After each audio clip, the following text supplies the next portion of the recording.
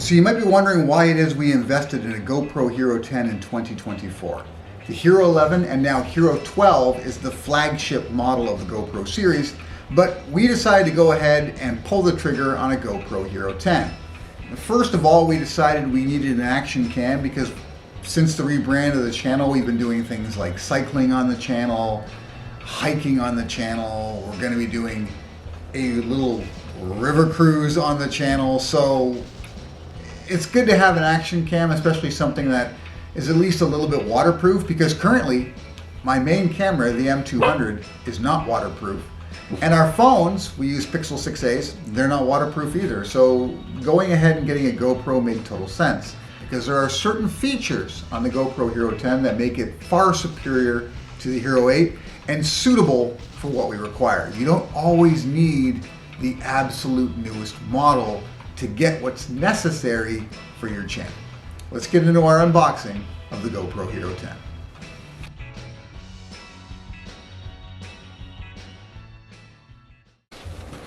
So I've seen these packaged a number of different ways, some with this sort of paper wrap, some with a slip cover.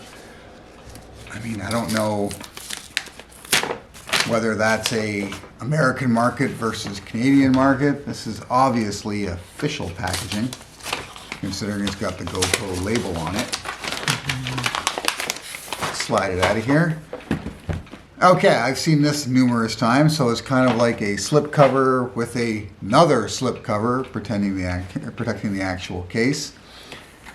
The Hero 10, there's a couple of things about it that really grab me versus the Hero 8. First of all, it's got the new processor, so it's got a far superior smoothing option, right? It's got a better sort of gimbal effect, Steadicam effect that you can get from it. That's one thing. But also, it's got the front screen, which is a huge advantage versus the older GoPros, because when you are in a vlogging type situation, you can actually see what's going on, how you look, what's in your field of view, etc. So we'll slide this out. Comes in a nice travel pouch. There we go.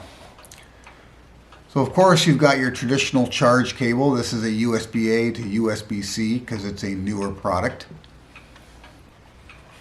This particular kit, I believe, comes with, of course, GoPro battery. I think I may have gotten an additional battery in this kit. We'll find out in a second.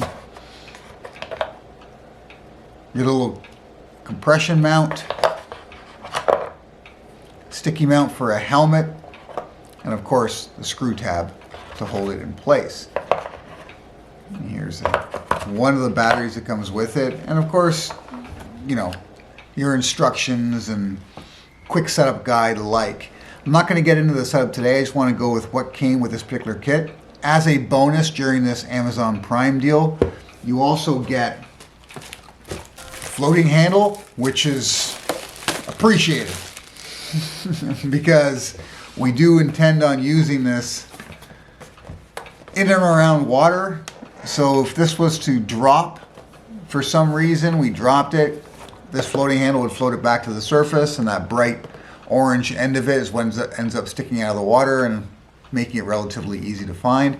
Plus, it's nice to have a handle like this for things like vlogging, right? If you're going to be doing a video log and holding it out in front of you, then this totally makes sense.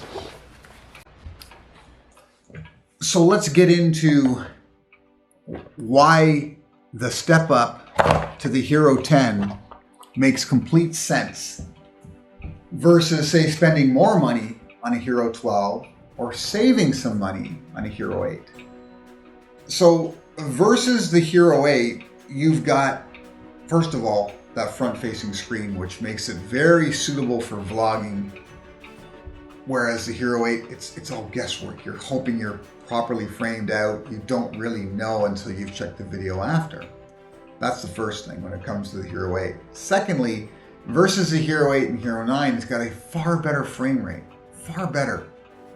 right? We're talking double the frame rate to a Hero 9. So this will actually do 240 frames per second at 2.7K. Now, I don't think I'm going to need that much of a slow motion capability out of this camera, but it will do 4K at 120.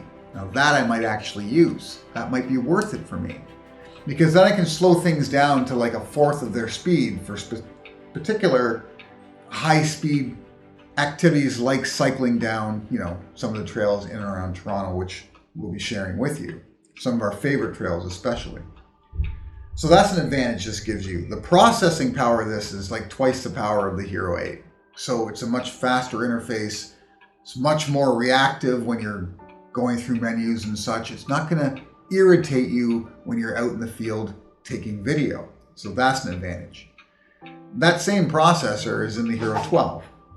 So I'm getting that similar speed out of the Hero 10. That's one of the reasons why I didn't need to go to the Hero 12. This will also do like 5K video. Now, the majority of what we shoot here is going to end up on YouTube. And YouTube, its maximum resolution is 4K. You'll see channels advertise, oh, shot in 8K. Doesn't make it mean any difference because it's being downgraded to 4K on YouTube because the most it can handle is 4K at 30 frames per second. And this can do 5K at 30 frames per second. And what that allows me to do is manipulate the image a little bit in post and still get that full 4K resolution, right? I can crop a little bit if necessary. I can play a little bit with the image and not actually lose that full 4K resolution that you're going to see on YouTube.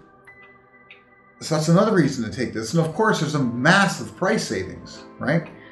With the Amazon Prime deal, this is a good $150 less than a Hero 12. And the Hero 12 capabilities exceed what's required for us on YouTube and for our channel. So why should I spend more, right? That's really the point here. There is no point to spend more. You've got the interchangeable lenses, and this being a model that came out in like 2022, all of the firmware updates are already there. So as soon as I go ahead and do the latest update, I'm going to have the full capabilities of this unit with very little in the way of glitches, which is something you'll get, generally speaking, with new GoPro models. There's always a sort of feeling out phase where they figure things out in future firmware updates in order to make them run smoothly. This will be running as smooth as can be from day one. And that's an advantage for me because I don't want to be going through hassles later on when I'm editing video.